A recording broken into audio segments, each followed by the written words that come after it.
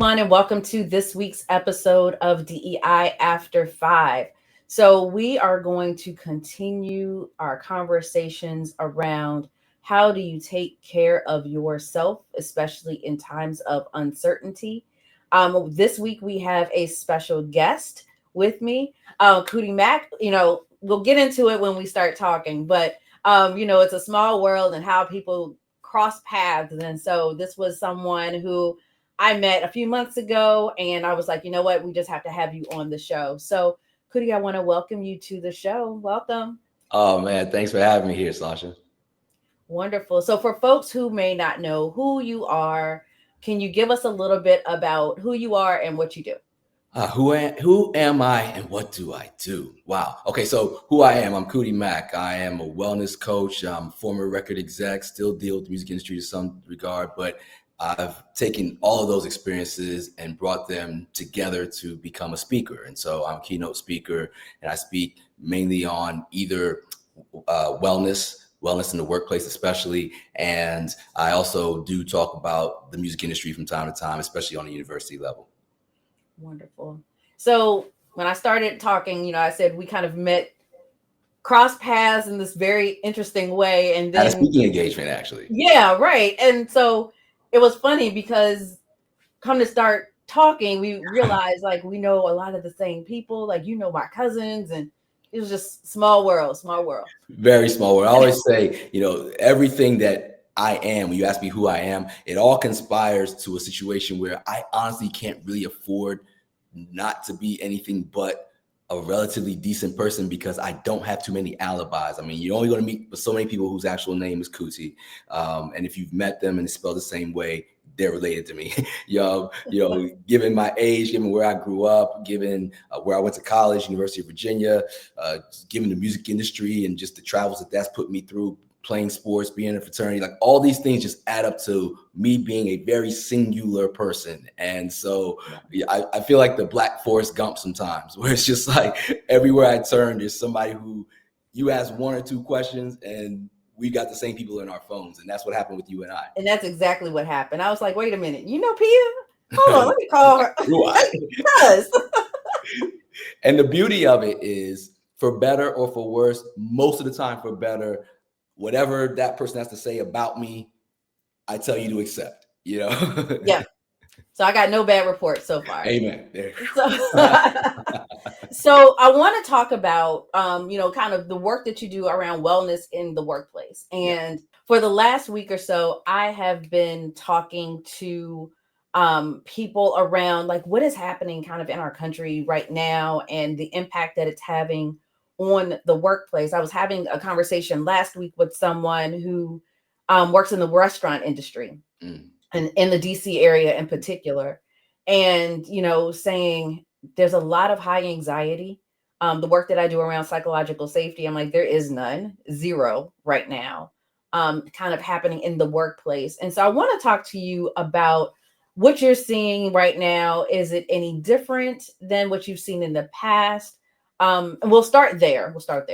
So I'll say that in general, I don't run from my age. I'm 53, and in general, what I have just noticed is that there's just so much incoming, so many signals and messages and things that are just incoming and really laser focused on each of us as individuals.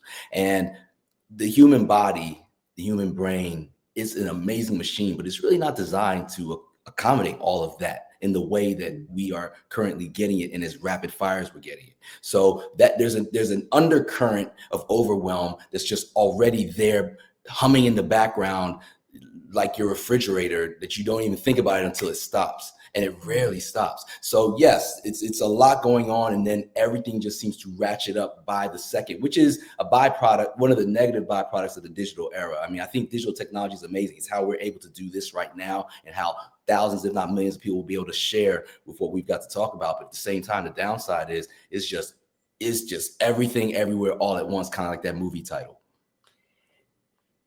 As you were talking, one of the things that immediately came to mind was, you spoke to the individual and how we're individually getting these things, this information and this overabundance of input. But at the same time, I'm often talking to my audience about the need for community Yeah. and how we can kind of lean into community to kind of help alleviate some of that noise when we feel overwhelmed. And so, as you're doing wellness work, talk to us about kind of that importance of community, or if you're in the workplace, what does that look like when you're trying to alleviate some of that noise? Yeah, so community is something that has been slowly but surely phased out. And it's Mm, harder and harder to rein back in, but it's not impossible. In some ways, again, digital technology allows us to have community, but it's really a faux community. It's a fake community. So we can say something that could be totally erroneous or totally just outrageous, but as long as 10 people somewhere in the world like it, we feel like we've got community, and then we feel mm, emboldened in those concepts. Whereas in real life, if I like in real life when I was a kid, if I saw, I'm going to date myself, but I don't care. If I was in the grocery store with my mother and I saw a National Enquirer magazine, that was TMZ, back in the day for kids, right? yeah. It's this magazine, this paper, and if I saw something that said, I don't know, Tupac was seen walking in the mall, and I came back to my boys and said, "Yo, Tupac was walking in the mall."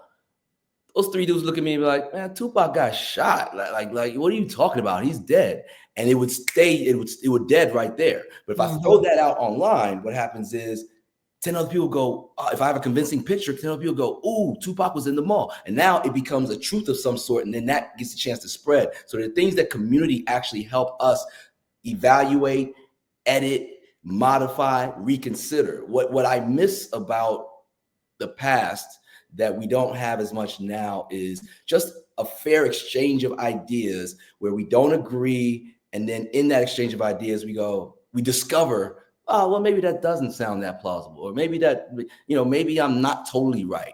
And that Right. exchange of ideas is something that I try to remind people of and try to encourage, whether I'm speaking to kids at universities or I'm talking to grown-ups, at speaking at wellness events or corporate events. It's just, let's have a conversation. Let's slow down for a second and not just run with, whatever we hear or see, but let's just have a conversation. If we don't agree, I'm especially excited because then I have an opportunity to learn, and so do you. Yeah.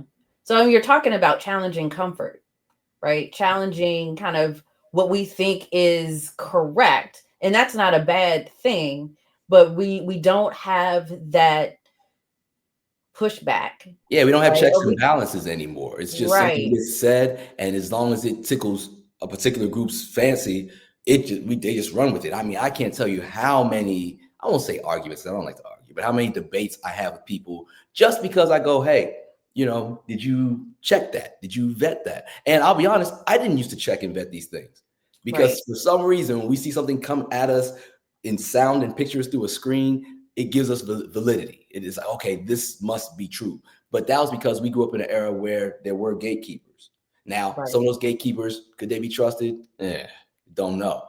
And that's the thing now. I don't mind questioning anything, question everything, right. but ask the questions and actually want to hear the answers.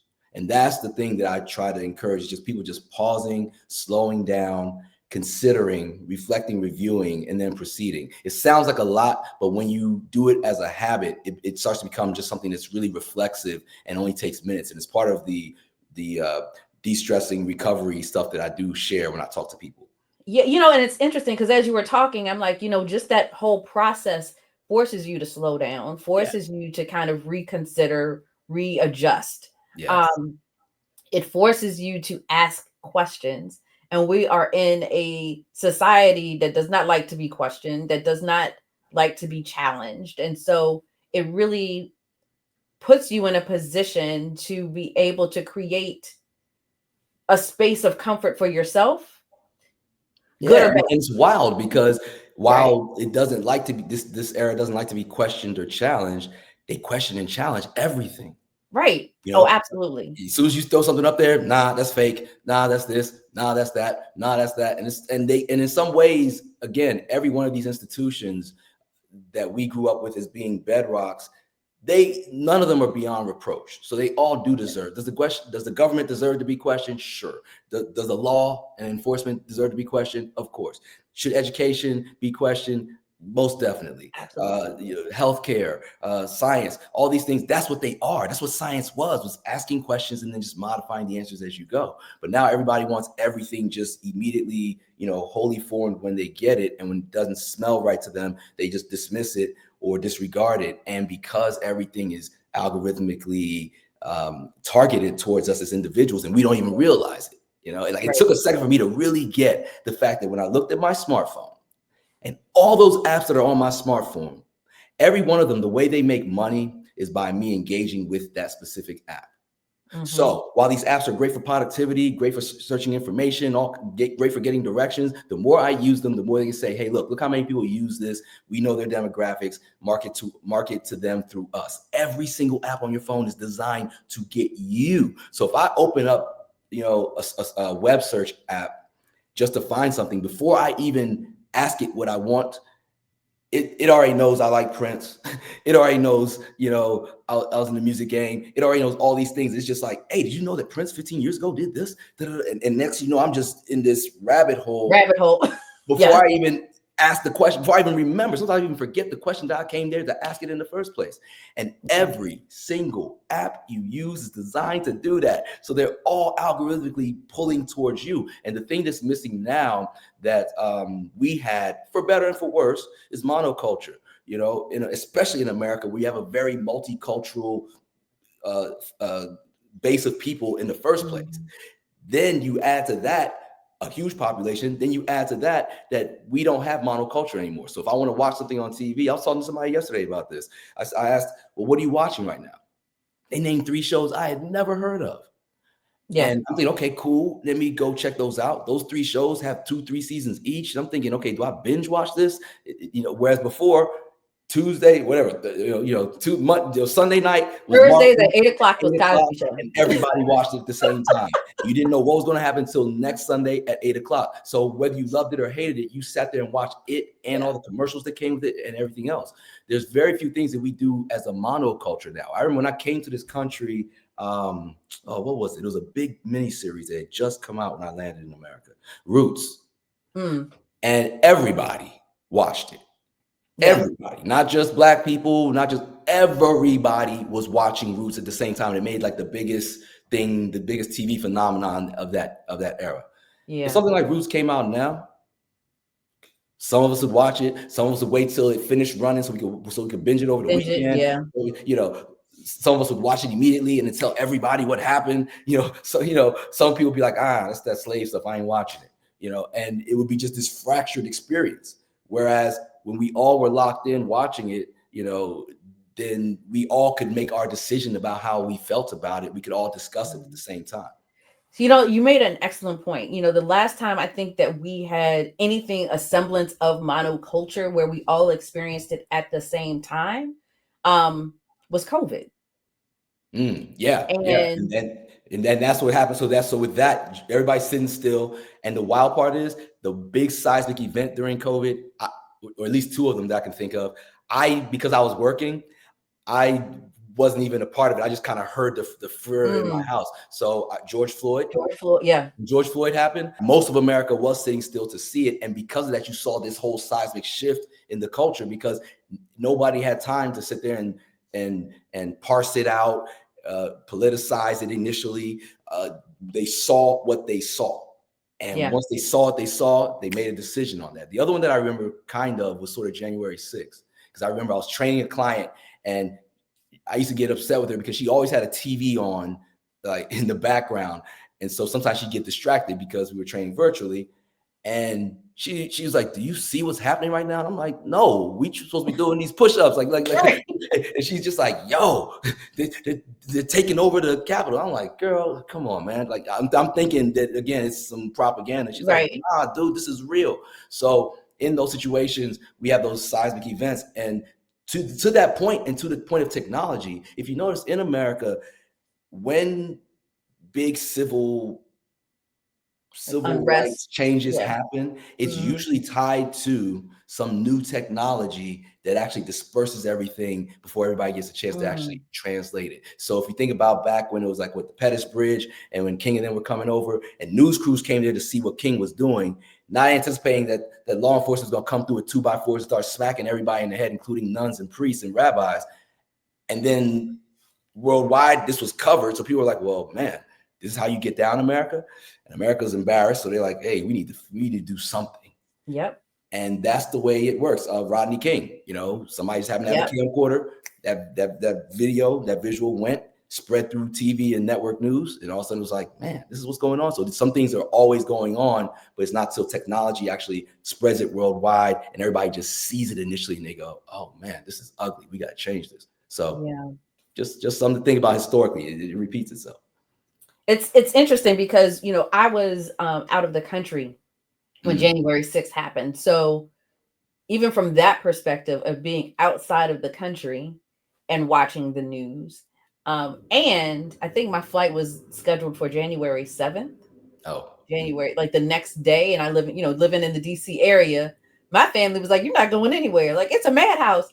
And I'm just like, but it's perspective, because what was being shown on television, knowing the area the way that I know it, I'm like, this is contained to I didn't got to drive past that area, right, to get home. But perception being reality, that's not what was being shown outside of the country. Right. And so it was this very interesting dynamic of how other countries perceive the United States at that time. To your point, right? The world is seeing what is happening. Yes. And it is a very different perspective than the news that was kind of coming out. Hey, everyone, listen, I hope that you enjoyed that first part of this conversation. It was so good that we had to stop, but we're going to continue it next week with part 2. I hope you were taking notes, because there's just so much good information that was shared. So tune in next week for the next episode. And until then, have a good one.